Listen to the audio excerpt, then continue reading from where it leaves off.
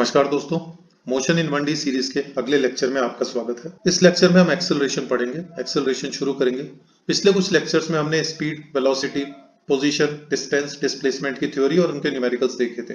हालांकि इन पर एक रिवीजन लेक्चर मैं इससे पहले बना चुका हूं, आप लोग एक बार जरूर देखिएगा। और एक्सेलरेशन से पहले मैं मान के चल रहा हूं कि आपने अपने स्पीड और वेलोसिटी के कॉन्सेप्ट्स क्लियर कर लिए होंगे। अगर नहीं किए हैं तो एक बार कर लीजिएगा और फिर इस लेक्चर पे अपन आगे बढ़ते हैं। नाउ जैसे स्पीड और वेलोसिटी से ये समझ में आता है कि कोई बॉडी कितनी तेज चल रही है और कितनी धीरे चल रही है। स्पीड तो हाउएवर केवल मैग्नीट्यूड देता है, बॉडी कितनी तेज या धीरे मूव कर रही है, बट वेलोसिटी वेक्टर होने के कारण उसका डायरेक्शन भी बताता है। वेलोसिटी ये बताता है कि किस डायरेक्शन में जा रही है और कितनी तेज जा रही है। नाउ एक्सेलरेशन क्या है? एक आम भाषा में एक्सेलरेशन किस फिजिकल क्वांटिटी को कहा जाएगा? एक्सेलरेशन वो फिजिकल क्वांटिटी है जो किसी भी वेलोसिटी में चेंज लेकर आती है। अगर एक्सेलरेशन होगा तो बॉडी की वेलोसिटी चेंज होगी, और वेलोसिटी आप जानते हैं वेक्टर क्वांटिटी है, मैग्नीट्यूड भी होता है, डायरेक्शन भी होता है। So acceleration is a quantity which brings any change in velocity. Any change in velocity, वो मैग्नीट्यूड में भी चेंज हो सकता है और डायरेक्शन में भी चेंज हो सकता है। मतलब अगर बॉडी तेज हो रही है, स्पीड अप हो रही है, तो भी वो एक्सेलरेटेड है। अगर बॉडी स्लो डाउन हो रही है तो भी वो एक्सेलरेटेड है। और अगर बॉडी अपना डायरेक्शन चेंज कर रही है तो भी वो एक्सेलरेटेड है। ध्यान रखिएगा, एक्सेलरेशन का मतलब केवल स्पीड बढ़ना नहीं है। एक्सेलरेशन का मतलब है स्पीड बढ़े या घटे, बॉडी एक्सेलरेटेड ही मानी जाएगी। अगर बॉडी का डायरेक्शन चेंज हो रहा है तो भी बॉडी एक्सेलरेटेड मानी जाएगी। डायरेक्शन बदलेगा तो भी बॉडी एक्सेलरेटेड मानी जाएगी। स्पीड बढ़ेगी तो भी एक्सेलरेटेड होगा, स्पीड घटेगी तो भी एक्सेलरेटेड होगा। सो इन नटशेल, एक्सेलरेशन वो फिजिकल क्वांटिटी है जो वेलोसिटी में चेंज लाता है, चाहे मैग्नीट्यूड में चाहे डायरेक्शन में। तो क्विक क्वेश्चन, एक गाड़ी में इनमें से कौन सा कंपोनेंट एक्सेलरेशन प्रोड्यूस कर सकता है? एक गाड़ी में इनमें से कौन सा कंपोनेंट एक्सेलरेशन प्रोड्यूस कर सकता है, बताइएगा? एक्सेलरेटर, ब्रेक या स्टीयरिंग? एक व्हीकल में कौन इनमें से एक्सेलरेशन प्रोड्यूस कर सकता है? सर सभी कर सकते हैं। एक्सेलरेटर पे आप पैर रखेंगे तो स्पीड अप होगी, ब्रेक पे पैर रखेंगे तो स्लो डाउन होगी बॉडी, स्पीड कम होगी, और स्टीयरिंग उसका डायरेक्शन चेंज करेगा। तो ये सभी एक्सेलरेट कर सकते हैं गाड़ी को। एक और नोट, तो सर कोई ऐसा मोशन पॉसिबल है जिसमें एक्सेलरेशन जीरो हो? बिल्कुल है, लेकिन वो एक ही मोशन है। Only one motion is possible जिसमें जीरो एक्सेलरेशन है, when body is moving in a straight line with constant speed. When a body is moving in a straight line with constant speed, and this is known as uniform motion. Uniform motion वो motion है जिसमें body constant speed से चलती है straight line में। अगर constant speed से straight line में चलती है तो उसको कांस्टेंट वेलोसिटी भी कह सकते हैं। यूनिफॉर्म मोशन मतलब वेलोसिटी इज कांस्टेंट, ना केवल स्पीड इज कांस्टेंट। स्पीड भी कांस्टेंट, डायरेक्शन भी कांस्टेंट, तो वेलोसिटी इज कांस्टेंट, तभी एक्सेलरेशन जीरो होगा। एक और पॉइंट, क्या यूनिफॉर्म सर्कुलर मोशन में एक्सेलरेशन होता है? जल्दी बताइए। अगर बॉडी v स्पीड से, यूनिफॉर्म स्पीड से चल रही है तो क्या बॉडी एक्सेलरेटेड है? बिल्कुल है। यूनिफॉर्म सर्कुलर मोशन में भी एक्सेलरेशन होता है, और uniform circular motion uniform motion नहीं है। Uniform circular motion is not a uniform motion. Uniform motion केवल एक है जिसमें बॉडी स्ट्रेट लाइन पे चलती है कांस्टेंट स्पीड से, और कोई दूसरा मोशन यूनिफॉर्म मोशन नहीं कहलाएगा। क्या यहां तक बात क्लियर है? I hope it is clear to you. आगे चलते हैं अब। नाउ मैग्नीट्यूड वाइज या डेफिनेशन वाइज एक्सेलरेशन क्या है? Rate of change of velocity is called acceleration. Rate of change of velocity, याद कीजिए, rate of change of displacement velocity था, rate of change of distance speed था। मैंने आपको ये पहले भी बताया हुआ, रेट ऑफ चेंज का मतलब स्लोप होता है और इसका मतलब डिफरेंशिएशन भी होता है। So rate of change, differentiation और स्लोप ऑफ अ ग्राफ, ये तीनों एक ही मतलब है। It is a vector quantity, its direction is same as that of change in velocity, not the direction of velocity. Important point ये है, अगर आपको एक्सेलरेशन के डायरेक्शन के बारे में कभी बात करनी हो तो याद रखिएगा, एक्सेलरेशन का डायरेक्शन चेंज इन वेलोसिटी के डायरेक्शन में होगा, वेलोसिटी के डायरेक्शन में नहीं होगा। सर ये चेंज इन वेलोसिटी का डायरेक्शन कैसे निकालते हैं, ये अपन डिस्कशन कर लेंगे, ये मैं आपको बता दूंगा। लेकिन अभी याद करने के लिए आप यही याद रखिएगा कि चेंज इन वेलोसिटी के डायरेक्शन में dimension, of course it is metre per second square, so m0 L1 T-2। CGS में सेंटीमीटर पर सेकेंड स्क्वायर। अब there are three ways to change a velocity. Three ways to change a velocity बोल दीजिए, या फिर three ways to get acceleration बोल दीजिए, three ways to produce acceleration बोल दीजिए, क्योंकि जहां वेलोसिटी चेंज होगी वहां एक्सेलरेशन होगा, जहां वेलोसिटी कांस्टेंट होगी वहां एक्सेलरेशन जीरो होगा। कौन से तीन वेज हैं? केवल मैग्नीट्यूड में चेंज कीजिए, मतलब स्पीड में, ओके। केवल डायरेक्शन में चेंज कीजिए या दोनों में चेंज कर दीजिए। केवल मैग्नीट्यूड में या केवल डायरेक्शन में चेंज करेंगे तो भी वेलोसिटी में चेंज माना जाएगा। Next is type of acceleration. However देखिए, कोई बहुत इंपॉर्टेंट बात नहीं है ये uniform non uniform. Uniform acceleration का मतलब है acceleration is constant both in magnitude and direction. Non uniform का मतलब है एक्सेलरेशन इज वेरिएबल एवरेज और इंस्टेंटेनियस असलियत में दो टाइप है। असलियत में जो दो टाइप है एक्सेलरेशन के, that is average and instantaneous. Uniform non uniform की अपन बात कर चुके हैं। Next is average acceleration. Numerical में आपसे जो पूछा जाएगा वो या तो एवरेज या फिर इंस्टेंटेनियस पूछा जाएगा। This will be change in velocity upon time taken. पिछले वाले लेक्चर्स की तरह यहाँ पे भी मैं आपको यही बोलूंगा कि आप इसको लैंग्वेज वाइज याद रखिए। Delta we by delta T याद मत रखिए, उसको बाद में देखिएगा। अभी याद रखिए average acceleration is change in velocity upon time taken. Change in velocity, not velocity upon time. Change in velocity मतलब final velocity minus initial velocity upon जो भी टाइम इंटरवल या टाइम टेकन है।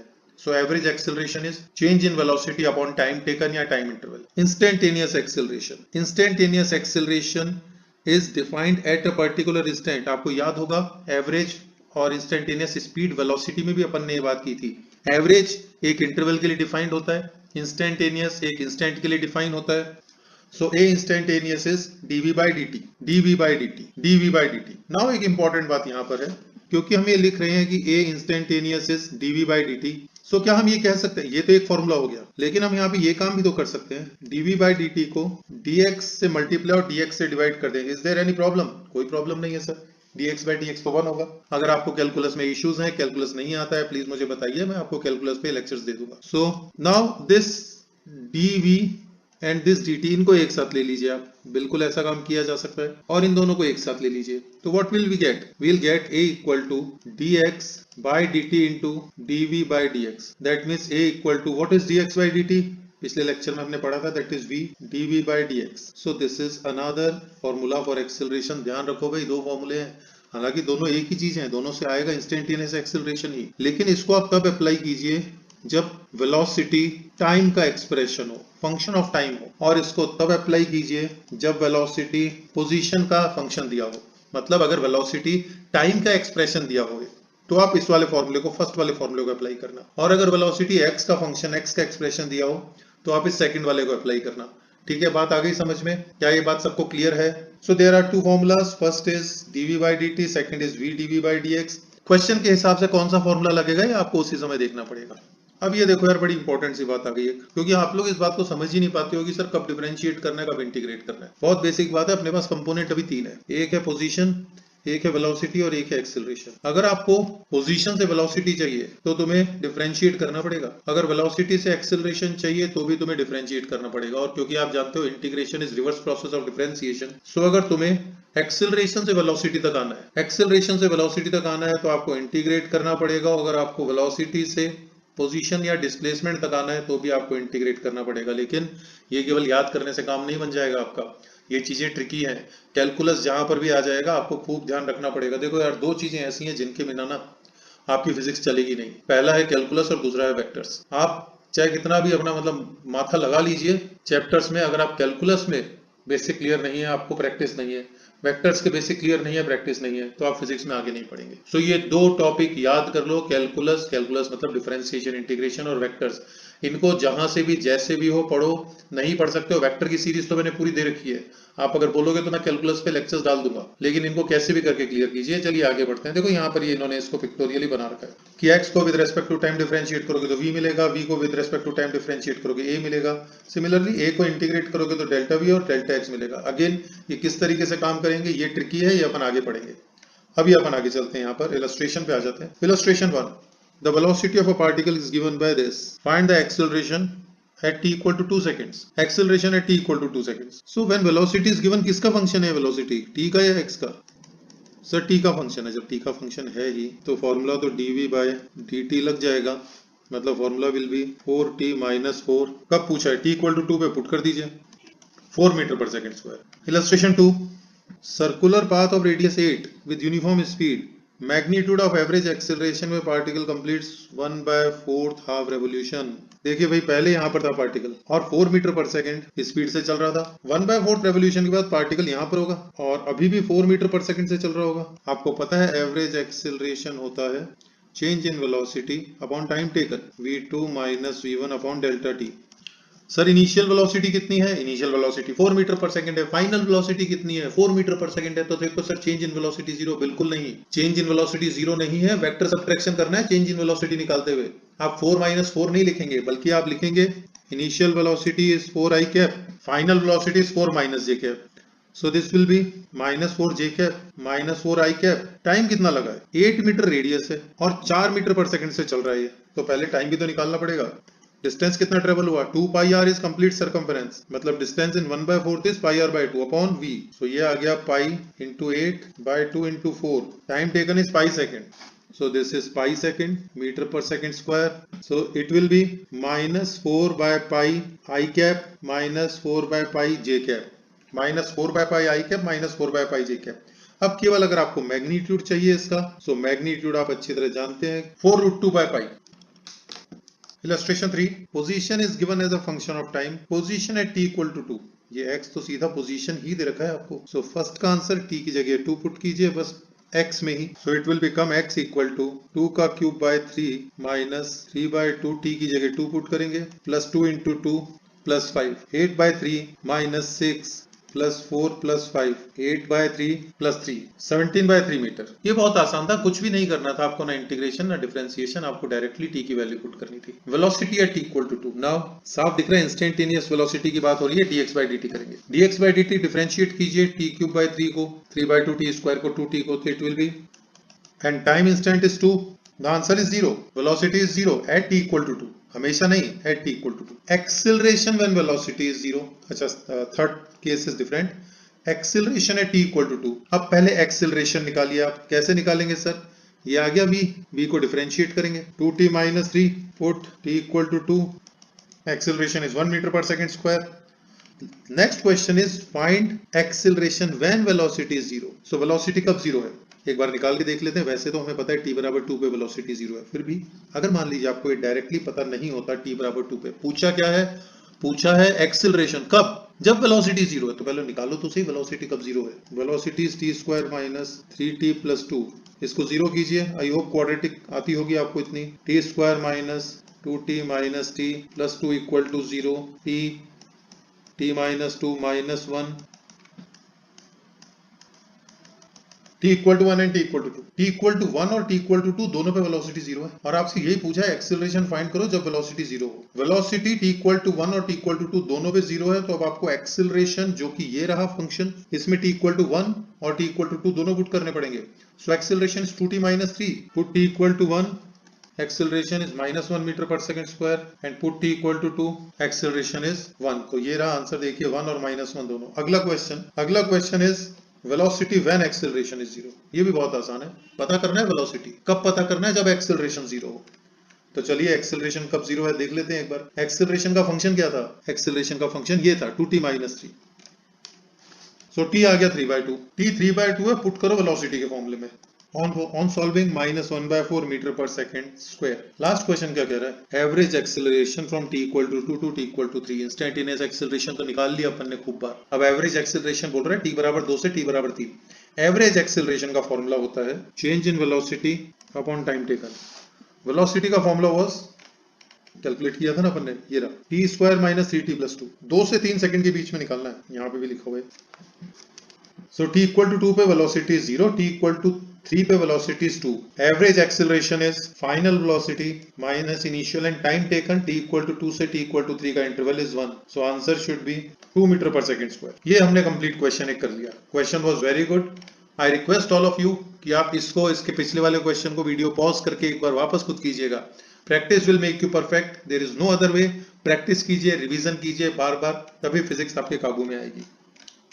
Next question, velocity as a function of time आपको दिया हुआ है। Acceleration uniform है नॉन यूनिफॉर्म है, आई गेस ये पता करना है आपको। सो एक्सीलरेशन टाइम पे डिपेंड कर रहा है ना, अगर टाइम पे डिपेंड कर रहा है मतलब कांस्टेंट तो हो नहीं सकता। t बराबर अगर 1 पुट करेंगे आप तो कुछ और आंसर आएगा, t बराबर 2 पुट करेंगे कुछ और आएगा, that means at different times acceleration is different, so it will B non uniform. ये v दिया हुआ है, अब यहाँ पे अच्छी तरह समझिए बेटा जी, v इज अ फंक्शन या एक्सप्रेशन ऑफ x है, ये t का फंक्शन नहीं है। और अगर x का एक्सप्रेशन है तो आपको इस केस में v dv by dx लगाना ज्यादा ठीक रहेगा। चलिए तो dv by dx निकालते हैं, मतलब d by dx of under root x plus 1 that will give us 1/2 under root of x plus 1 and केवल dv by dx से नहीं आएगा एक्सेलरेशन, या तो dv by dt से आएगा या v dv by dx से आएगा। Now this is a uniform acceleration case. आप इसमें देख लीजिए एक्सेलरेशन हाफ आया है, मतलब कांस्टेंट आया है। इस केस में एक्सेलरेशन यूनिफॉर्म है। Next question is x equal to 60 square minus t cube, find out its position when velocity becomes maximum. Position बताइए जब वेलोसिटी मैक्सिमम हो। मैक्सिमा मिनिमा का कंसेप्ट आता है? नहीं आता है, तो एक बार जरूर पढ़ लीजिएगा। किसी भी चीज को मैक्सिमम करने के लिए ना उसका डिफरेंशिएशन जीरो किया जाता है वेरिएबल के रेस्पेक्ट में। उसका डिफरेंशिएशन जीरो करते हैं तब जाकर पता लगता है वो कहां पर मैक्सिमम है मिनिमम है। So now x equal to 60 square minus t cube, velocity differentiation से निकालें 12t minus 3t square, and आपको dv बाई dt को भी जीरो करना है मैक्सिमम वेलोसिटी के लिए। 12 minus 60 is 0, t equal to 2 seconds. Time आ गया 2 सेकेंड। अब ये कह रहा है find its position when velocity becomes maximum. Velocity कब मैक्सिमम है ये तो अपन ने देख लिया, t बराबर 2 पे। Now position 6 into 2 square minus 2 का cube, 16 metre is the answer. Yes, the answer is 16. The relation between time and distance is t equal to alpha x square plus beta x, where alpha and beta are constants. The retardation is, अब आपको retardation acceleration को ही कहा गया है, बस उसकी negative value हटा देना। अगर रिटार्डेशन आएगा नेगेटिव में तो उस माइनस साइन हटा दीजिएगा, आपको एक्सेलरेशन पता लग जाएगा। Differentiate both sides with respect to t, with respect to x भी कर सकते हो, कोई फर्क नहीं पड़ता। विद रेस्पेक्ट टू t भी कर सकते हो, विद रेस्पेक्ट टू x भी कर सकते हो। जैसे इन्होंने देखिए विद रेस्पेक्ट टू x किया दोनों साइड डिफरेंशिएशन, मैं आपको विद रेस्पेक्ट टू t करके बता रहा हूं। x स्क्वायर का x के रेस्पेक्ट में अगर आप करते तो 2x आता, t के रेस्पेक्ट में करेंगे तो 2x dx बाई dt आएगा। Differentiate again with respect to t या x, किसी के भी रेस्पेक्ट में। 2 alpha x as it is, v का differentiation a plus 2 alpha v as it is, x का differentiation v plus beta a। यहां से आप, अच्छा एक और बात, आप चाहें तो पहले इसको लिख लीजिए v equal to 1 by 2 alpha x plus beta. This is the beauty of differentiation. Differentiation ये कहता है कि अगर आपको डिफरेंशिएट करना है किसी क्वेश्चन में, आप जैसे मर्जी कर लो, आप किसी भी फॉर्मेट में कर लीजिए, किसी के भी रेस्पेक्ट में कर लीजिए, पहले आप उनको मैनिपुलेट कर लीजिए, इधर उधर ले जाइए, फिर मतलब अगर आप इसको डिफरेंशिएट करते ना v को, तो भी तुम्हारा काम चल जाता। हमने डायरेक्टली इस इक्वेशन को कर दिया तो भी हमारा काम चल जाएगा। यहां से ये आ जाएगा, ये यहाँ पर है और ये यहाँ पर है, minus 2 alpha v square upon 2 alpha x plus beta, जबकि 1 by 2 alpha x plus beta तो खुद भी है, माइनस 2 अल्फा v क्यूब। और जैसा मैंने आपको कहा था माइनस हटा दीजिएगा क्योंकि रिटार्डेशन पूछा है। करने के मेथड बहुत सारे हैं इस केस में, आई रिकमेंड यू आप इसको ट्राई कीजिए डिफरेंट मेथड से। कभी आप इसको डिफरेंशिएट करो, कभी इसको डिफरेंशिएट करो, कभी x के रेस्पेक्ट में, कभी t के रेस्पेक्ट में, आपके आंसर्स हर बार आएंगे, हर बार आने चाहिए। Acceleration of particle moving in a straight line varies with displacement a equal to 2s plus 1. Find the corresponding velocity displacement equation. अब यहाँ पे आपको इंटीग्रेशन यूज करना पड़ेगा बिकॉज आपको दिया हुआ है एक्सेलरेशन और पूछी गई है वेलोसिटी। अभी थोड़ी देर पहले हम बात कर रहे थे कि अगर एक्सेलरेशन से वेलोसिटी पे जाना है तो आपको इंटीग्रेशन की हेल्प लेनी पड़ेगी। v dv by ds is x से s से जिससे भी क्वेश्चन बोलेगा उससे डिनोट कर लेंगे हम। लिमिट्स क्वेश्चन में दी हुई है, वेलोसिटी 0 when displacement is 0, ये इंटीग्रेशन आ गया इसका। This is the integration. So v square equal to 2s square plus 2s। This is the final answer. So now we'll move in next lecture. Till then आप previous lectures revise कीजिए, calculus को अच्छी तरह पढ़िए, थोड़ा बहुत factor समझिए, कोशिश करते रहिए, मेहनत करते रहिए, लगातार कंसिस्टेंटली रिवाइज करते रहिए। जय हिंद, we'll meet in next lecture. Thank you.